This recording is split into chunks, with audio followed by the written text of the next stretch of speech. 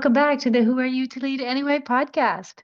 This is the show for new, emerging, and high potential leaders who want to master the skills they need to navigate leadership and life with more ease and less angst. I am so thrilled to have you join me today, especially because we are about to approach the summer months. So, can you believe it's almost June already? What is even happening? When this episode comes out, it will be the 28th of May. By the end of the week, of course, it will be June. Next thing you know, we'll be having summer solstice. It's like time is just taking off so quickly. And I know that's not true. It's just my thoughts about it. So today, I want to take you behind the scenes. Now, last week, I was contemplating this episode's topic and discussing it with my husband last week over coffee, just the idea of creating an exit strategy. And what I mean by that specifically is the last episode last week was about the tricky triangle between HR, talent, and your supervisor. And for some of you, in order to step into the future version of yourselves, you might want or need an exit strategy. And so my thought was to create a podcast episode that would enable you to give you some things to think about as you do that, if that's you. Now, while I promise to cover that in a future episode, that's not what I want to talk to you about today. So during the conversation with my husband, I mentioned to him feeling tired and craving a break, a vacation, or at the very least, a pause. And he totally jumped on board with this thought of mine and said, "Yes, Cynthia. And when you do, you will be able to recreate so much more." Now, while one part of me totally understood what he was saying, another part of me was like, wait, what? What did you just say? And now, of course, because he was in his brain and I'm over here in my brain, his response to my question, which actually came out of my mouth, which was, wait, what did you just say? His response was, of course, Cynthia, where do you think the root of recreation comes from? It comes from to recreate. That cracked my brain open. So perhaps you're like me and you didn't know that, but the term recreation derives from the Latin word recreatio, which means restoration to health or refreshment. Now, reflecting on this myself, I began finding small ways to incorporate recreation into my life. As leaders, we often have thoughts that hinder us from taking breaks. So I want to explore some of those common ones. And then I'm going to get into this invitation that I have for you to really pause and reflect over the last 6 months in anticipation of what you want to create, recreate for yourself over the next 6 months. Some of these common thoughts that I hear that are in the way are, let me start with this one. So, if I take a break, I'll fall behind.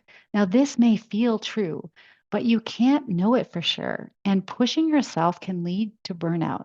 So, consider that a break might actually bring new opportunities by refreshing your mind. Another thought I hear a lot is my team expects me to always be available. Now, this is often self imposed because they likely want you to take care of yourself so that you can perform well when you are working. Another thought that I hear a lot is my value comes from my productivity and my achievement. Now, this is a thought that can feel true in a work context, but it isn't true. And you've tied your self-worth to your work with this thought. This creates pressure to constantly achieve and neglect other areas of your life. Now, I used to believe this one about myself. And so, in addition to redefining what achievement meant to me, which is something you can absolutely do, I now understand that my value comes from who I am as a person. My value isn't tied to the context that I'm in. Yes, I can exchange my time for money, and that's just what the employee and the employer relationship is. And also, my self worth as a person is not tied to how productive I am. Another thought is if I'm not constantly involved, things will go wrong. Now, I coached a client on this today, and what they discovered is that they can't absolutely know that things will go wrong without their constant involvement. And also, they were open to thinking about how the thought that if they're not constantly involved, others might actually step up and contribute more. I wish you could have seen my client's face when they had this realization for themselves. I mean, these are the stories that we tell ourselves. And sometimes we have to think about like who is benefiting from this story. So my client agreed that they were benefiting from this story that they were telling themselves because their ego was involved and their ego likes it when they were being asked to solve all of the problems and being the one to quote unquote save the day. And at the same time, it was creating a cycle within my client of stress and anxiety, and they just didn't feel good. It was waking them up at night. So, what we think and the story we tell ourselves are incredibly powerful. And I know you've heard me say that before, but it always bears repeating. A few more thoughts that I want to share with you. So, thought errors would be what I would say that they are that I'm sharing with you. So, another one is staying busy avoids stress. Now, this isn't always healthy. And addressing personal issues directly can actually reduce your stress more effectively. Even though you tell yourself, well, I'll just keep doing this over here because it might be familiar for you. When you actually stop and pause and actually deal with the things that are in the way for you, it will change everything. Another thought that I hear a lot from my clients is more hours equals more productivity, some version of that. And this isn't true. Focused and effective work is more productive. Another thought is successful leaders never take breaks. I hear this all the time, and this stereotype is not true. Universally, it's just not true. And taking breaks can actually make you a better leader. The last thought that I have is this is just the way things are done. Now, this belief can feel limiting. There are so many ways to approach work, and you can help create new methods for approaching work. If you're someone that thinks that this is the way it's done and you want to challenge the status quo of that. So I shared those things because I thought it would be useful to demonstrate to you how none of those thoughts and none of those beliefs are facts. Now, what is factual are the studies on work life balance, which indicate that leaders who prioritize work life balance, including recreational activities, which could be physical in nature, they could be creative endeavors, they could be social things that you want to do. Either way, when you engage in those recreational activities, those individuals who completed those studies reported higher job satisfaction and better individual and team performance. That's worth noting. Neuroscience studies suggest that breaks and recreational activities stimulate brain areas associated with creativity and strategic thinking, which are essential to be an effective leader. So, all of those thoughts, beliefs, or non factual statements applied to me when I was working in corporate over my 37-year career. And I think it's just super useful to say that to you just to normalize it. Like, I gave myself all the reasons and all the excuses not to give myself or take a break. And while it applies to me differently as an entrepreneur, and thinking like this is still something that I struggle with, I have let go of the old ways of thinking and being in my life. And as it is the case with most of you, I have opportunity still to recreate, not only differently, but consciously. And you would have also heard me talk about this before on the podcast, like with awareness of what we are thinking or awareness overall. Without that, we can't actually see what needs to be changed or what we want to be changed. So, becoming more conscious to bring these things into your awareness, that's the best place to begin. So, wherever you are in this moment, I want to invite you to pause. I want to invite you to take a breath, a deep breath in and out, and just think about the last 6 months. What are the milestones or the accomplishments that you are the most proud of that have occurred in the last 6 months? Now, it's supernatural for our minds to sometimes overlook our achievements, but trust me, there's always something worth celebrating. And the more we do, the more we must celebrate. For me, it's been a transformative period over the last 6 months. From embracing the entrepreneurial journey to prioritizing self care and mindfulness to expanding my network and achieving milestones like guest coaching and speaking engagements, it's been an exhilarating ride. Now, I'll share a little bit more detail with you. So, it's been 2 years now for me as an entrepreneur. And while it's been somewhat of a challenge to shed the employee mindset, unwinding 37 years of conditioning has taken a little bit of time. The last 2 years have been really good for me. I love empowering my clients to stand up and step out from the pack. Right? They don't do what everybody else is doing. They want to own who they are as leaders and take ownership of their experience. I've enjoyed two surprises. um, so this week on Thursday, I will be a guest coach from my coach, Lindsay Dotzloff, who I've mentioned before on the podcast. I have been working with her for the last couple of years, and she runs something called the Coach Lab. And this was one of the dreams that I had. And it's happening on Thursday. So I brought that to life by changing how I was thinking and what I was doing. I also applied and secured a speaking engagement in Philadelphia later this year, which is going to be super fun. It's about stepping into your power, which you've heard me talk about here on the podcast. And that will be with a group of coaches as well. And the interesting thing about that is I will get visibility to how it works from an ICF standards perspective, because the talk that I'm giving will be an accredited talk that coaches can use for their ongoing professional development. So I say this because it's super cool to just think about the things that you have created for yourself. I am taking a day on Friday. One of my peers and I are going to have a day away, and we're just thinking about what we want more of and less of in our business, which is also kind of tying, you can hear that threaded through this episode. And so I want you to think about like just what are the things that for you are celebrations, right?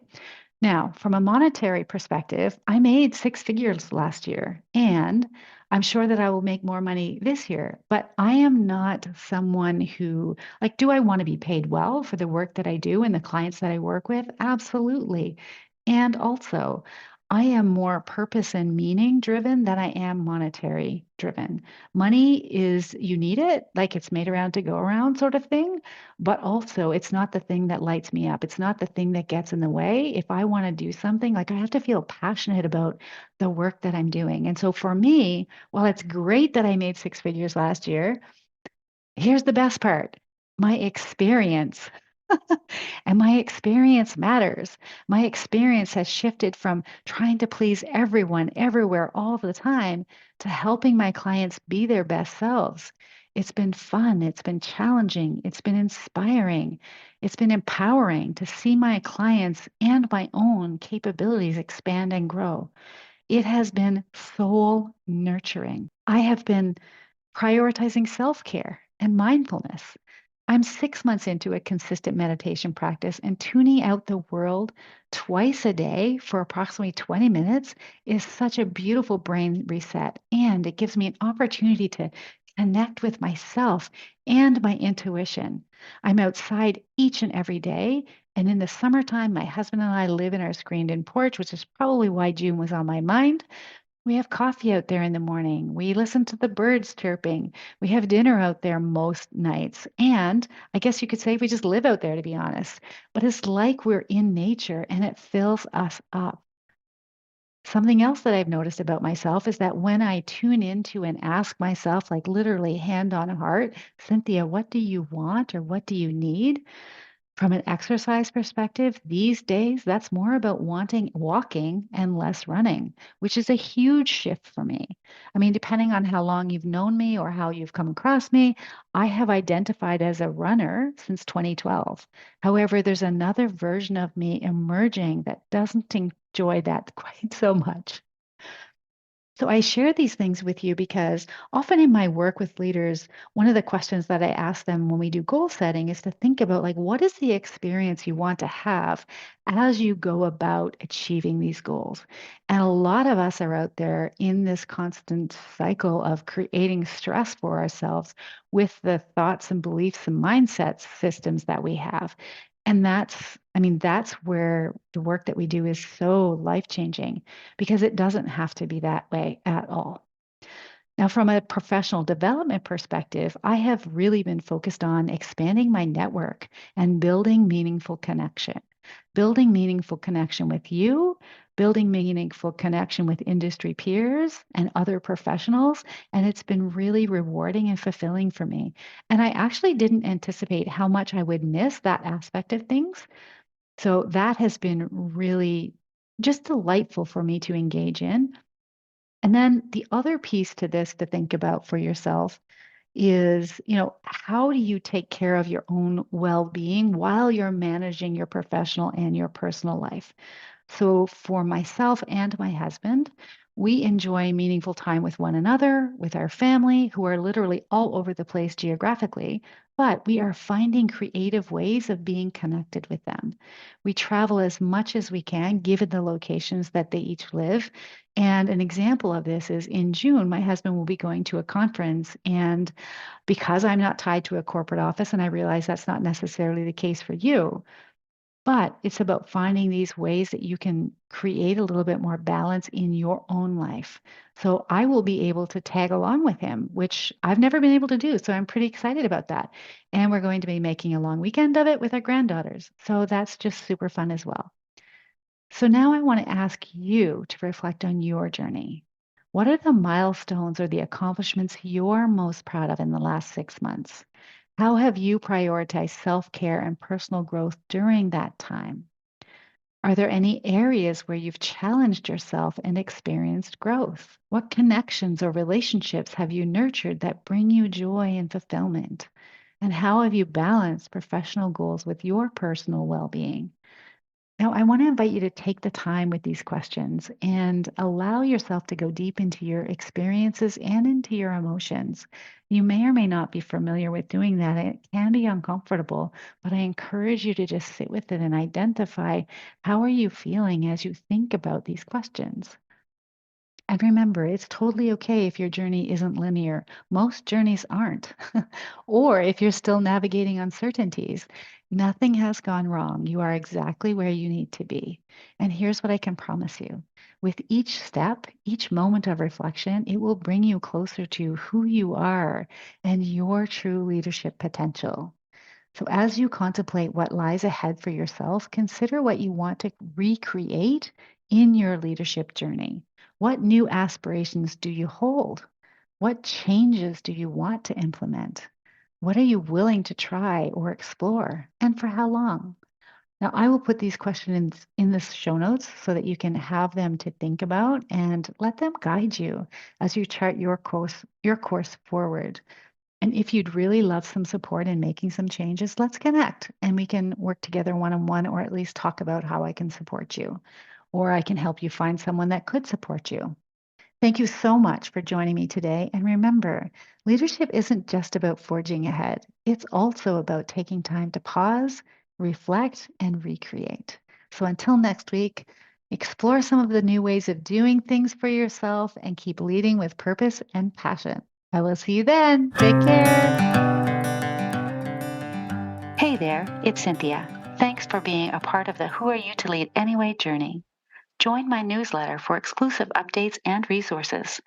Get a complimentary self-discovery workbook at www.cynthiajamesoncoach.ca. Your feedback shapes this show, so share your thoughts. And if you love the podcast, help spread the word. Thanks for investing in your leadership growth. Let's thrive together.